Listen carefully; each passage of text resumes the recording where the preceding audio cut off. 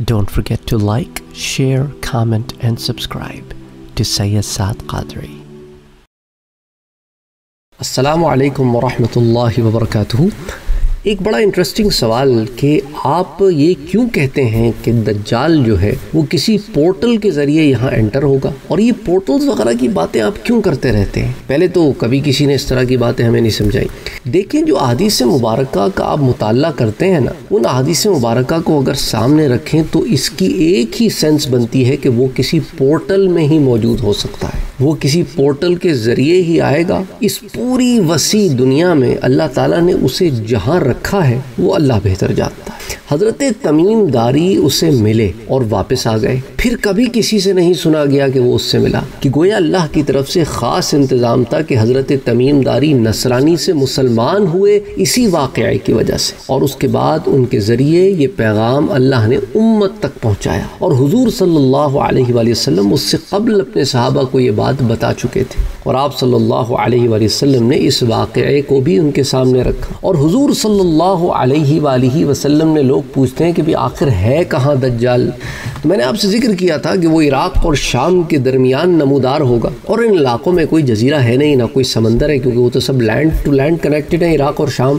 اور حضور صلی اللہ علیہ وآلہ وسلم کی وہ روایت مبارکہ جو صحیح مسلم میں کتاب الفتن میں آتی ہے، اور سنن ابی داؤد میں، سنن ابن ماجہ میں، سنن نسائی میں، سنن جامع الترمذی میں، اور مسند امام احمد میں آتی ہے، جو میں نے آپ سے بڑی طویل روایت جو فاطمہ بنت قیس والی ہے وہ روایت کی، اس میں حضور صلی اللہ علیہ وآلہ وسلم نے اپنی چھڑی کو 3 مرتبہ ممبر پر مارا اور فرمایا یہی طیبہ مدینہ ہے، یہی طیبہ، اور فرمایا کہ هل كنت حدثتكم ذلك فقال الناس نعم، تو کیا میں تمہیں اس دجال کے بارے میں بتایا نہیں کرتا تھا؟ حضور نے کہا، تو لوگوں نے کیا فرمایا، کیا کہا کہ بے شک آپ نے بتاتے تھے آپ۔ پھر آپ صلی اللہ علیہ وسلم نے فرمایا کہ مجھے تمیم کی بات اس لیے اچھی لگی کہ یہ میری اس خبر کے مشابہ ہے جو میں تمہیں دجال اور مکے مدینے کے بارے میں بتایا کرتا تھا۔ پھر حضور نے فرمایا خبردار، ایک میں ہے کہ دجال دریائے شام میں یا دریائے یمن میں ہے۔ یہ جو سٹیٹمنٹ ہے نا، یہ سوالیہ سٹیٹمنٹ ہے، یہ ایسی نہیں ہے کہ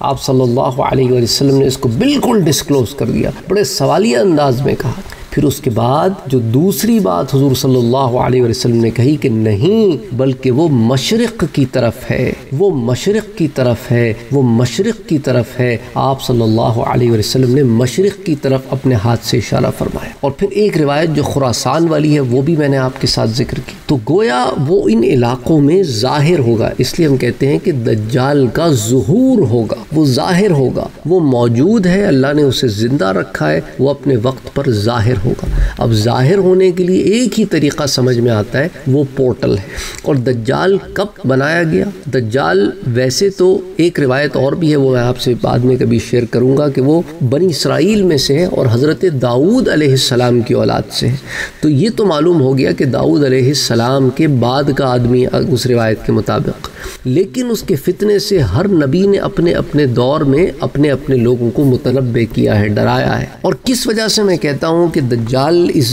دنیا میں اگر ہے بھی تو ایک ایسے ڈائمنشن میں ہے جو ہم سے دور ہے۔ اللہ تعالیٰ نے اپنے ایک بندے حضرت تمیم داری کو اس ڈائمنشن میں لے جا کر ان کے ساتھیوں کے ساتھ وہ چیز کرا دی تاکہ یہ بات سب کے سامنے آ جائے کہ وہ تو نصرانی تھے نا، مسلمان تو تھے نہیں جب انہوں نے دجال کو دیکھا، اور بعد میں اسلام لائے، تو یہ حجت سب پر تمام ہو جائے۔ اور اس کی ایک وجہ جو علماء یہ بھی بیان کرتے ہیں کہ کیا وجہ ہے کہ وہ اس دنیا میں یوں ہے کہ ابھی وہ اس دنیا میں نہیں ہے، یعنی ہمارے عظیم الشان سیٹلائٹس کے باوجود ہم اسے پکڑ نہیں پاتے۔ وہ روایت ہے جو صحیح مسلم کی روایت ہے کہ حضور صلی اللہ علیہ وآلہ وسلم نے اپنی زندگی کے اس ظاہری حیات کے آخری ایام میں فرمایا تھا کہ 100 سال کی آخر تک روئے زمین پر کوئی ایسا نفس باقی نہیں رہے گا جو اس وقت تک موجود ہے، یعنی سب ختم ہو جائیں گے جو آج زندہ ہیں۔ تو اس حدیث کی رو سے اگر دجال اس ظاہری دنیا میں اسی ڈائمنشن میں موجود ہوتا تو اس نے بھی مر جانا تھا 100 سال کے مدت کے اندر۔ تو لہٰذا یہ بھی ایک ثبوت ہو سکتا ہے کہ دجال ہے تو صحیح، زندہ بھی ہے، بیڑیوں میں جکڑا ہوا بھی ہے، وہ ظاہر بھی ہوگا، پر وہ ایسی جگہ ہے جہاں سے ابھی ظاہر نہیں ہوگا، اس کی بیڑیاں ایک وقت کھلیں گی جب فتنہ عام ہوگا اور وہ آ کے مزید شر لگائے گا، اور قیامت کے قریب جب اللہ چاہے گا اس کو اللہ تعالیٰ ظاہر فرما دے گا۔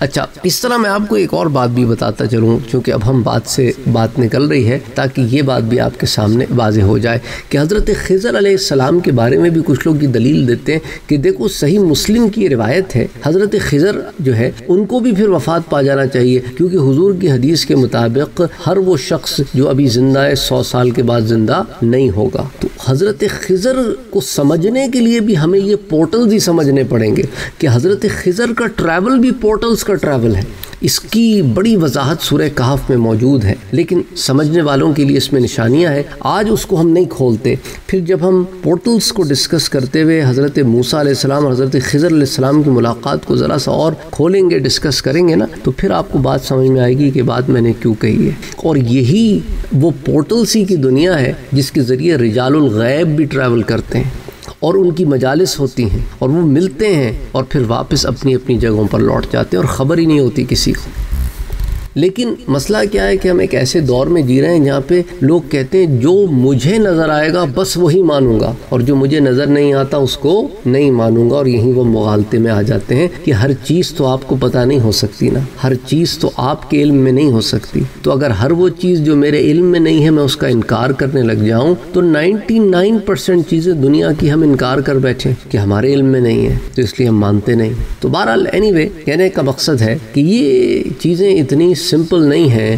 اب چونکہ لوگوں نے اس کو اس زاویے سے سوچا نہیں کبھی، اس لیے یہ بات پہلے کبھی کھلی نہیں، لیکن ان احادیث مبارکوں کو اگر سامنے رکھ کے آپ بالترتیب دیکھیں تو یہی بات سمجھ میں آتی ہے کہ اللہ سبحانہ و تعالیٰ جب چیزوں کو ظاہر فرمائے گا تو اپنی قدرت سے ظاہر فرمائے گا۔ السلام علیکم ورحمۃ اللہ وبرکاتہ۔ Don't forget to like, share, comment and subscribe to Sayyid Saad Qadri.